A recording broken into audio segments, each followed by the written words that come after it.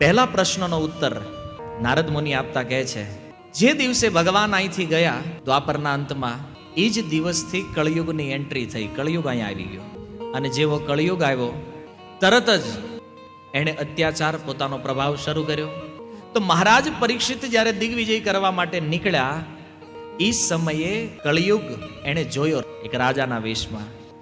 પણ પરીક્ષિત મહારાજના વિષયમાં ભાગવત કહે છે, સારમ એવ સારભોગ.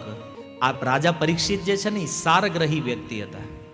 ગાય અને બળદ ઉપર અત્યાચાર જોઈ અને પરીક્ષિત મહારાજે પોતાની તલવાર કાઢી કળિયુગને મારવા માટે. કળિયુગ શરણમાં આવી ગયો અને શરણમાં આવી અને કળિયુગ પ્રાર્થના કરવા લાગ્યો કે હે મહારાજ, તમે મને મારવાનો રહેવા દો. કેમ?